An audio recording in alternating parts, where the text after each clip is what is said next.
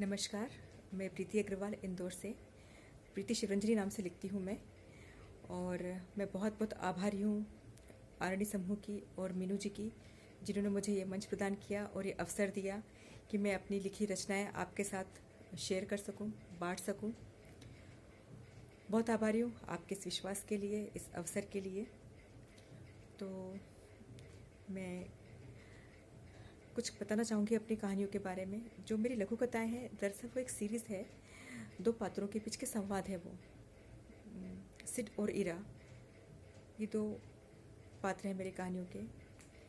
और दरअसल ये कहानियाँ नहीं है, ये संवाद है, उन दोनों के बीच की बातचीत है जो उन दोनों के रिश्ते की खूबसूरती को, उनकी गहराई को बयां करने की कोशिश करती हैं।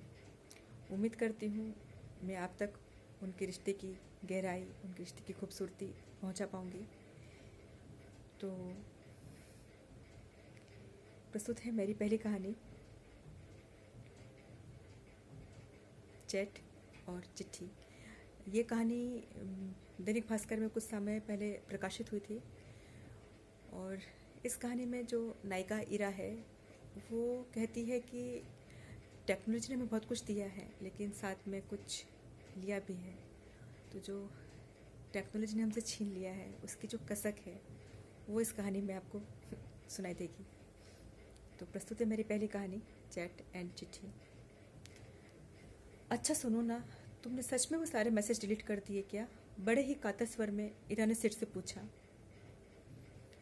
सिड उदासी के साथ बोला, हाँ कर दिए। क्या करता, फ़ोन बार बार हैंग हो रहा था, मजबूरी में करना पड़ा। कैसा लगा जब ऑप्शन आया होगा, are you sure you want to clear all messages in this chat? कैसे उंगली दबाई थी क्लियर ऑप्शन पर? कुछ हुआ था अंदर से? जानते हो सिड, जब हॉस्टल छोड़ के अपने घर, अपने शहर वापस आई, तो बहुत सोचा कि तुम्हारे लिखे खत कहाँ और कैसे संभालूंगी। क्यों न इन्हें फाड़ के फेंक दूँ? महज कागज़ के टुकड़े ही तो हैं, और हमारा रिश्ता इतना कमज़ोर तो नहीं जो इन कागज़ के टुकड़ों का मोहताज हो। पर जब उन खतों को हाथ लगाया सिड, तो पता है क्या हुआ? एक बिजली सी पूरे बदन में दौड़ गई। हर खत को कई कई बार पढ़ा। और सच कहूँ तो मैंने खत नहीं, टाइम मशीन कहती हूँ, क्योंकि उन खत के सहारे मैं उस गुजरे वक्त में पहुँच जाती हूँ। पता है, गुजरा हुआ दुख भी सुख देता है। बस दोबारा मन में ख्याल ही नहीं आया उन्हें फाड़ने का। सिट, ये जो तकनीक है ना, सब कुछ इंस्टेंट, इसने ना बहुत कुछ देकर बहुत कुछ छीन भी लिया है। वो कसक जो तुम्हारे खतों के इंतज़ार में थी, वो तो इस मैसेंजर ने कब की ख़त्म कर दी। अब जब हमारी बात नहीं हो पाती है, तो उसके जिम्मेदार हम दोनों होते हैं, कोई तीसरा नहीं। पता है, जब टाइम पर हमारे खत नहीं मिलते थे, तो हम कितना कोसते थे पोस्टल डिपार्टमेंटल को। ध्यान तुम्हें, हम कितना कोसते थे डाकघर को। शायद हमारी गालियाँ, हमारी हाय खा गई इस डिपार्टमेंट को। अब ना तो लेटर बॉक्स नज़र आते हैं, ना ही वो डाक बाबू। अब नज़र आते हैं तो मोबाइल के बड़े बड़े लंबे लंबे मुर्दा टावर। याद है एक बार मेरे जन्मदिन पर मुझे बस एक बार देखने के लिए तुमने कैसे बिना रिजर्वेशन के 24 घंटे का ट्रेन का सफ़र तय किया था, और सिर्फ 2 घंटे हमने साथ में गुजारे थे, और उसके बाद तुम्हें वापस काम पर जाना था। और अब तो क्या है, जब जी चाहे वीडियो कॉल कर लो। भूख लगने के पहले अगर खाना मिल जाए ना, तो जायका कुछ खास लज्जत नहीं दे पाता है। बस अब और क्या कहूँ। एक ही बात कहूँगी कि मेरी अलमारी की स्टोर कैपेसिटी तुम्हारे मोबाइल से कहीं बहुत ज़्यादा है, और पुराने खतों की खुशबू क्या कहूँ, जितने पुराने होते हैं ना, उतने महकते हैं खत और लम्हे दोनों। ये थी मेरी पहली कहानी, और मेरी दूसरी कहानी का शीर्षक है आवाज़। सुनो ना सिड, मुझे तुम्हारी आवाज़ का एक छोटा सा सैंपल भेज दो ना प्लीज़ प्लीज़ प्लीज़ प्लीज़। इरा ने बहुत मनोहार से सिर से बोला।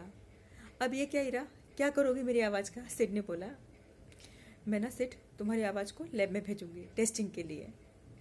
अब ये क्या नया फितूर है इरा? क्या टेस्ट करोगे मेरी आवाज़ का? रोज सुन के जी नहीं भरता है क्या? सिड, बचपन में फिजिक्स में पढ़ा था, वेवलेंथ लंबी हो तो फ्रीक्वेंसी कम हो जाती है। पढ़ा था ना? हाँ पढ़ा था बाबा, पर इसका मेरी आवाज़ से क्या ताल्लुक? सिड बोला। सिड, जब तुमसे बात करके लौटती हूँ ना, तो कई दिनों तक तुम्हारी आवाज़ मेरे कानों में गूंजती है। उस आवाज़ की ना तो शिद्दत में कमी आती है, ना मेरे महसूस करने के एहसास में। दिन ब दिन गुजर जाते हैं, वेवलेंथ कितनी भी बढ़ जाए दिनों की, पर तुम्हारी आवाज़ की फ्रिक्वेंसी जस की तस रहती है, वो कम नहीं होती। और फिजिक्स के मुताबिक उसे तो कम होना चाहिए था ना? बोलो सिर, क्यों कम नहीं होती तुम्हारी आवाज़ की गूंज? बताओ तो। सिर हंसते हो बोला, सच में पागल हो तुम, पूरी पागल। अरे बुद्धू, इतनी फिजिक्स याद रही पर एक छोटी सी बात भूल गई। आवाज़, ध्वनि, ऊर्जा का ही तो रूप है, और ऊर्जा तो कभी नहीं मरती, बस रूप बदलती है।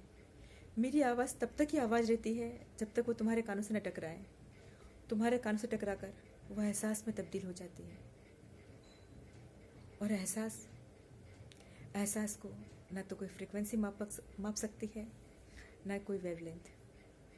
ऊर्जा, प्रेम की ऊर्जा नश्वर है, नश्वर है, प्रेम नश्वर है। और अब प्रस्तुत है मेरी तीसरी कहानी। इसका रंग थोड़ा सा तल्खी लिए हुए है। ये नारी मन के एकाकीपन को, उसको न समझ पाने की पीड़ा को दर्शाती है। उम्मीद करती हूँ उसकी पीड़ा आप तक पहुँचा पाऊँगी। मेरी इस कहानी का शीर्षक है नदी और समंदर। समंदर के समंदर पी जाती है, समंदर के समंदर पी जाती है, ये प्यास डूब के मर क्यों नहीं जाती है? समंदर के समंदर पी जाती है, ये प्यास डूब के मर क्यों नहीं जाती है? देखो ना सिट, मैंने क्या लिखा है। हाफती भागती ईरा सिट के कमरे में दाखिल हुए। सिट बोला, क्या ईरा, क्या बेहुदा है? क्या समंदर कोई पी सकता है भला? पता है ना कितना खारा होता है। कुछ तो सेंस डेवलप करो, कुछ तो सेंसेबल लिखो ईरा। हाँ सिट, क्या करूं? जो सेंस नाम की बला है ना, ये मेरे हाथ ही नहीं आती। सोचो, अगर सेंस होता तो क्या तुम्हारे पीछे इस तरह पागल होती? उदासी से ईरा ने सिर को रिप्लाई दिया। क्या ईरा, तुम भी बात को कहाँ से कहाँ ले गई? अच्छा ये बताओ, आज क्या तुम्हें ऑफिस नहीं जाना है? घड़ी देखिए। ओ सिट, आज फिर पागल, तुम्हारी वजह से आज फिर लेट हो गई। मैं भी ना बहुत पागल हूँ। चलो अब शाम को मिलती हूँ। बस ये बोलकर उदास कदमों से ईरा सिट के कमरे से निकल तो गई, पर उसके मन की डायरी में एक और किस्सा दर्ज हो गया। पारदर्शी स्याही से कभी भी पार न पाने वाले मन के पारदर्शी कागज पर। सिट, समंदर से प्यास नहीं बुझती, ये बात प्यास कहाँ जानती है? प्यास को कहाँ सेंस होता है सिट? वो तो बस पगलाई से निकल पड़ती है पानी के तलाश में, बिना चखे। जानते हो, समय की धूप में समंदर का पानी उड़ता रहता है, न तो उसका पानी कम होता है, न ही खारापन। जानते हो क्यों? क्योंकि एक प्यासी पागल सी नदी हरदम खुद को उसमें डुबोती रहती है। प्यास और ज़्यादा प्यासी रह जाती है, और समंदर प्यास से कहता है, सेंस डेवलप करो, सेंस। क्या बेहुदा लिखती हो। बस यही थी मेरी छोटी छोटी सी 3 कहानियाँ। उम्मीद करती हूँ आपको पसंद आई होंगी मेरी छोटी सी ये कोशिश। और एक बार फिर से धन्यवाद कहना चाहूँगी मीनू जी का और आरडी समूह का।